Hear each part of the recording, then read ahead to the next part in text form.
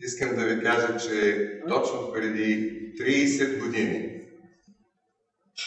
се състоя срещата на професор Филип Филипов като председател на българският ИТ, Международен театрален институт, с президентката на Американския театрален институт, госпожа Марта Кояние, която присъстваше на конгреса, който се състоя тогава в София.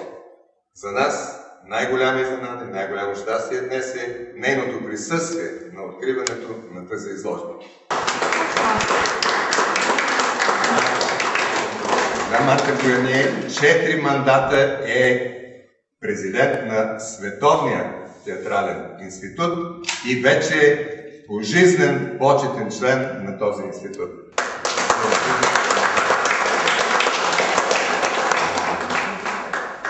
In 1977, I met Philip Filipov in Paris. През 1979 година аз срещнах Филип Филипов в Париж. And he came to an executive meeting of ITI to announce that he said there will be a Congress of ITI in Sofia, Bulgaria in 1979. И той се появи на заседанието на управителния съвет на Световната ИТИ, за да съобщи, че през 1979 година ще има Световен конгрес на ИТИ, Международния конгрес на ИТИ в град София, България. Very few of us knew much of anything about Bulgaria, and so we said, that's interesting. Много малко от нас знаеха каквото и да било за България. И ние казахме, да, това звучи много интересно. In 1979, about 200 of us arrived here to an extraordinary 7 days. През 1979 година 200 души от целия свят пристигнахме тук в София при едно невероятно гостоприемство. And what happened to us that week was that we discovered a family that some of us have never left. And that is the family of Bulgarian theater.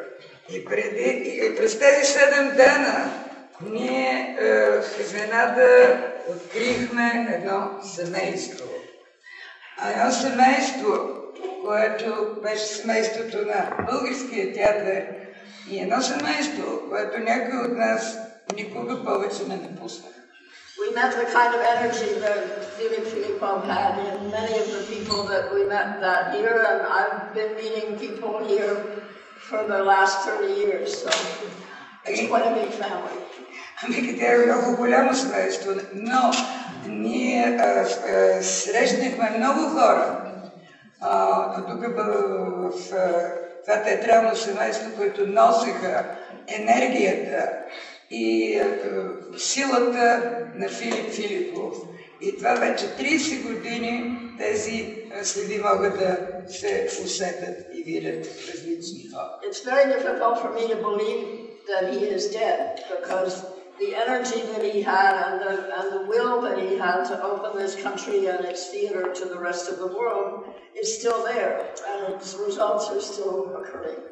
За мен е много трудно да приемем, да повярвам, че Филип Филипов е умрял, че го няма, защото тази силна енергия, неговата решителност да отвори България, българския театър към света, все още се виждаме, наблюдаваме и усещаме.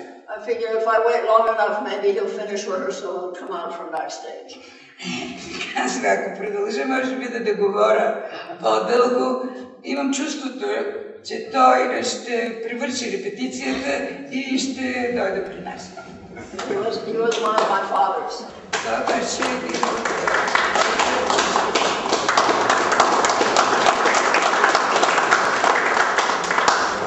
Помагаше ми Елена Жандова, чудесна актриса, дъщерята на Захари Жандов.